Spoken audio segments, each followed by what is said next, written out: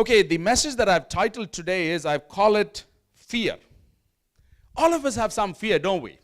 Some of us are scared of the dark. Some of us are scared of the future. We don't know what our future holds because we are not sure what our visa status is going to be for the long run. Some of us are scared of falling sick. Some of us are scared of things we probably even don't know.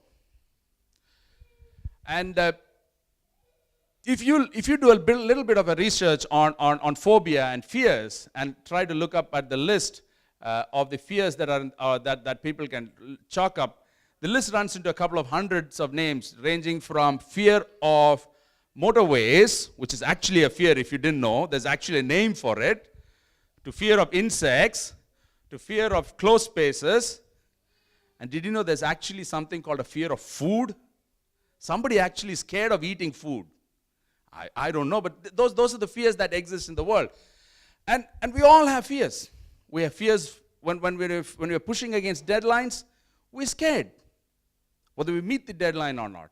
When it's uncertain, when someone in a loved one in the family is struggling with a very serious illness, we're scared for their future. When someone we know of, or probably our own selves, are dealing with a chronic illness, probably diagnosed or probably undiagnosed, we are scared not knowing what it's going to hold. Or if we know someone who's very close to us dealing with terminal illness, like someone in my family is, we are scared for that person's future. We're not sure what will happen to us once that person leaves us. We're probably scared of exams. No, you're not? Good. I'm very happy you're not. I was very, very scared of exams all through my life, despite being a good student.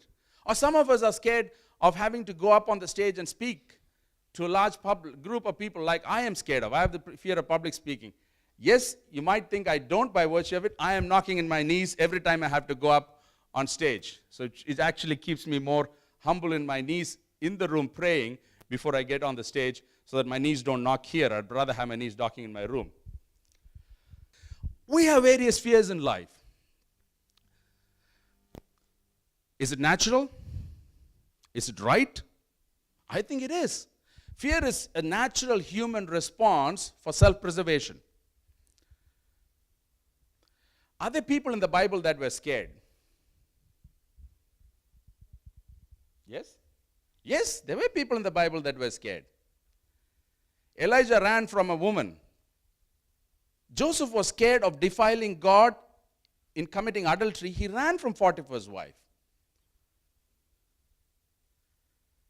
Paul was scared for his life, so he quietly escaped, and they let him down through the window, and he quietly escaped the town for a while. Here's a catch. Even Jesus was afraid. Jesus was so afraid that he actually sweat blood. So fear is a pretty normal reaction. When faced with something that is very disastrous, when faced with something that is scary, when faced with something that you don't understand, when faced with something that is uncertain, fear is a natural response. But I would like you to turn with me to Isaiah chapter 41, verse 10. This is probably some people's memory verse, and you probably know it by heart. If you know it by heart, say it by heart. Otherwise, please open it and read it in whatever language you are comfortable with. Yes, fear not, for I am with you. Continue on with the whole verse, please, because that's the verse we're going to meditate on today. Fear thou not, for I am with thee. Be not dismayed, for I am thy God. I will strengthen thee, yea, I will help thee. Yea, I will uphold thee with the right hand of my righteousness. This verse has 5 eyes. Okay? This verse has 5 eyes, which says, fear not, for I am with you, for I am your God, for I will strengthen you, I will help you, and I will uphold you. Who is this I? Who is this I that it refers to? Who is this I that Isaiah is referring to when he's writing to Israel? Yes? Yes, exactly. You deserve a treat. It is referring to God. But when we are going to be looking at these 5 eyes of these fears, how do we deal with fear in life? I think it's all the more incumbent on us, all the more necessary on us that we actually study as to who this I is. Without understanding this I, these 5 I am statements or I will statements make no sense. Because without studying who this I is, it's almost as good as me telling to Johnny or me telling to Alan and saying, Alan, I am with you.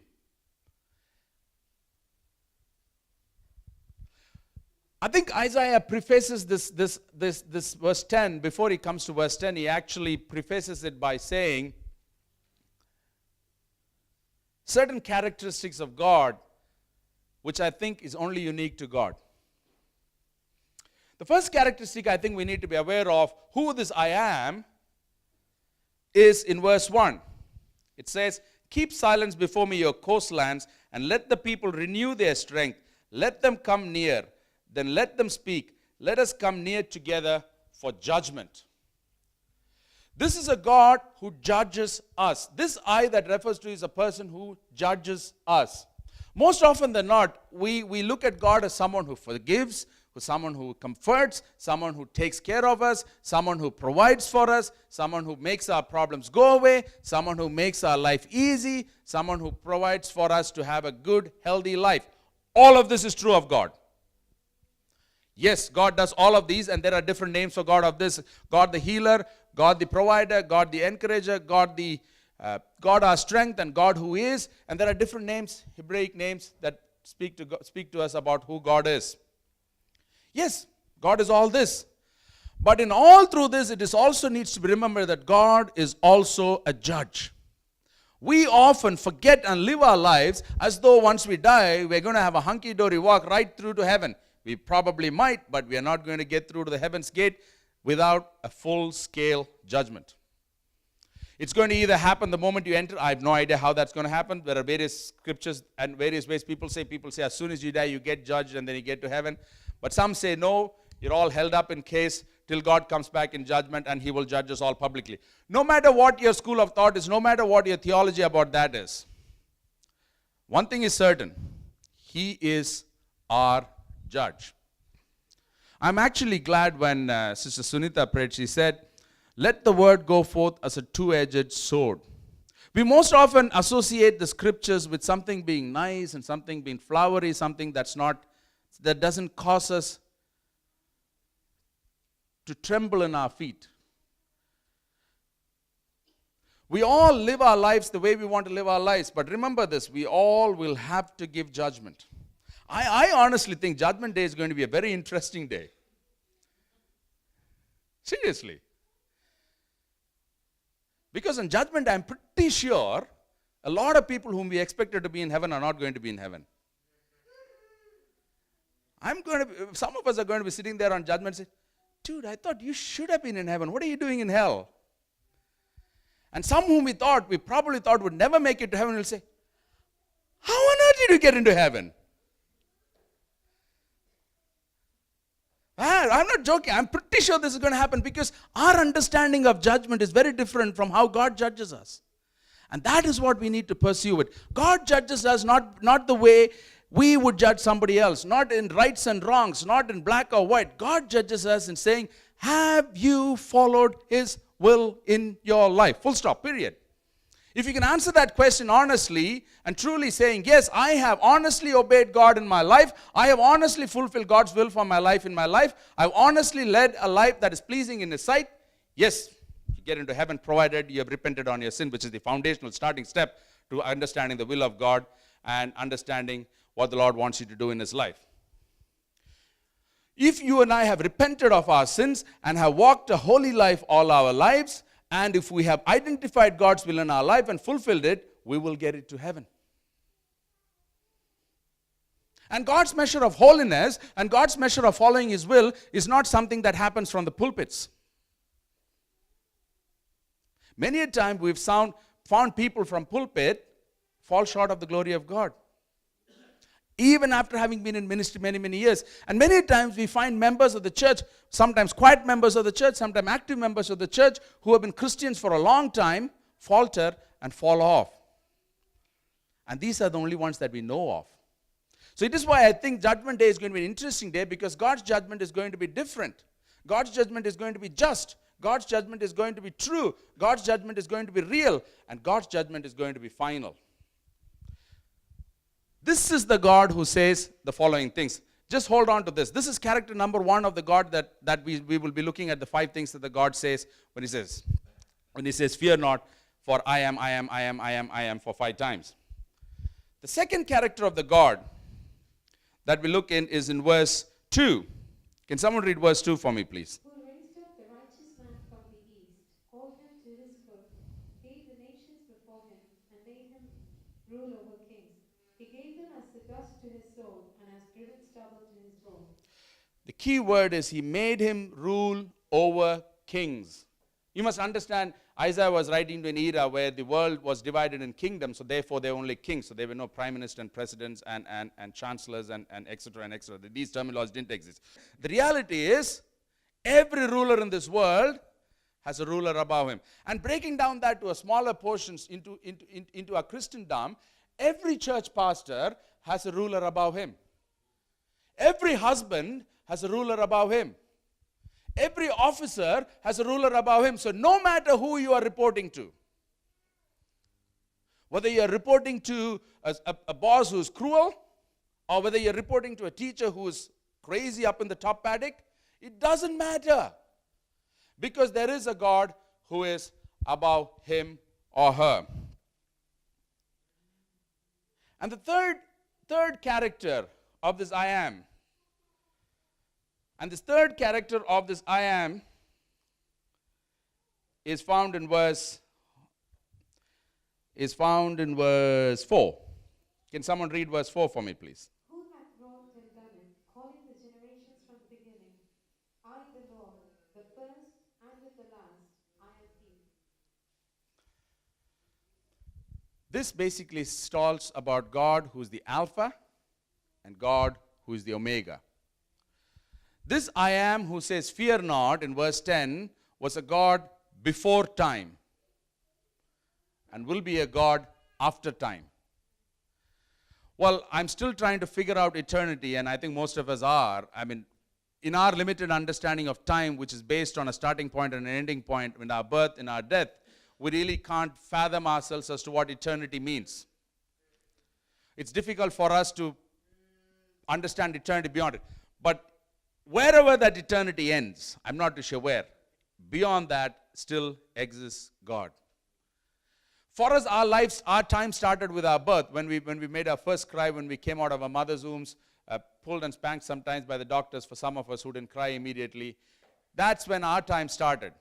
But that's not when the time for God started. God's time started way, way, way before that. And he was still God then. So if he was God before time, and if he's going to be God after time, he better be God in between time also. So he's going to be a God throughout. So he transcends time.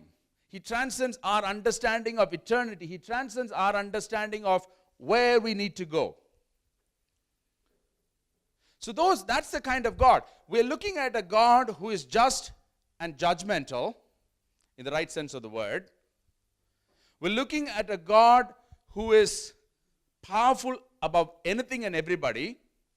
We're looking at a God who is always present. And this is the God that is saying these things. Point number 1, fear not, I am with you. A God who judges us justly, a God who judges us for right and wrong, says, I am with you. And it is the same God who is all powerful. It is the same God who is all capable. It's the same God who can do anything because he controls everybody. He's a ruler of kings. And he says, I am with you. And he's not only a God who is just, he's not only a God who is all powerful, he's also a God who is across time. And is always present. And he is saying, I am with you. So the next time fear hits you, and fear will hit you, that is a natural, normal human reaction for survival. Sometimes fear known fear, sometimes unknown fear, but fear will hit you. And then you say, fear not, I have been told, because he is with me.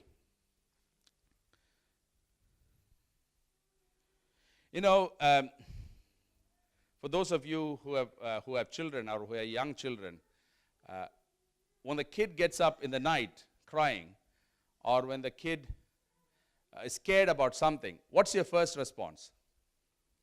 You cuddle the kid, and what do you say first, most often than not? Don't cry. Dada is here. Don't cry. Mommy is here. If we as a human being, that's our first response, we're only reflecting God's image in us. But this is what it means that when we were created in God's image, our response in our own basal human instincts is very godlike. And that's where God said, I am with you, and that's what we echo in most often than not when we say, don't worry, beta. Papa, hey, so don't worry, child. Dad is here. Don't worry, child. Mom's here.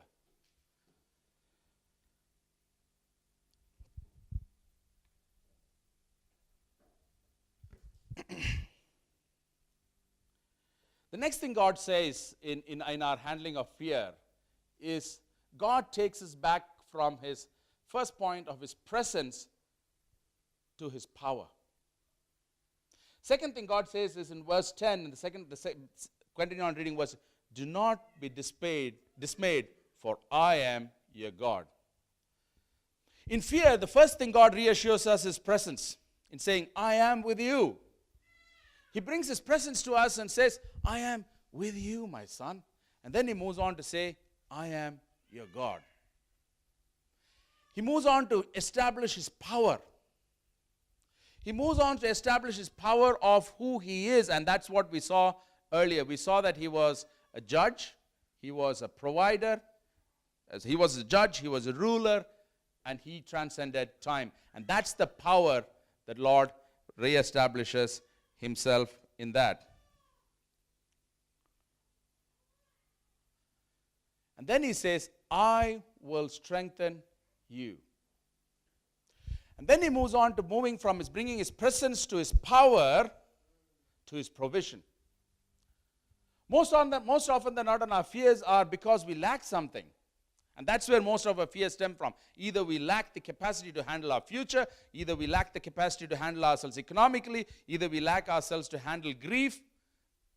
And in all this, God says, I will strengthen you, and saying, I will bring my provision to you. And then he goes on to say, I will help you. He establishes presence, he establishes his power, he establishes his provision, and then he brings us into his protection by his help. And finally, he says, I will uphold you with my righteousness, with my right hand. He not only assures us of his presence, he not only establishes his power, he not only gives us his provision, not only does he give us his protection, eventually he puts us on the pedestal. He puts us on the pedestal. When I say pedestal, I'm not referring to honor and glory and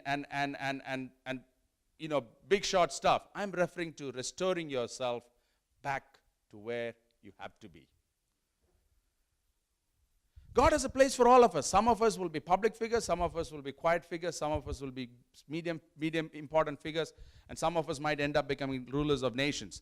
Whatever our pedestal is, God says, in your fear, your ultimate restoration will be you being put on your pedestal.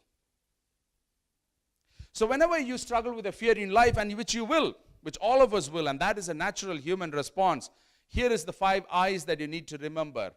I am with you. That is presence.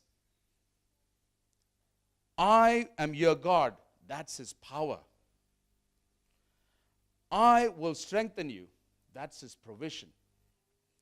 I will help you. That's his protection. I will uphold you. That's him restoring us back to our pedestal.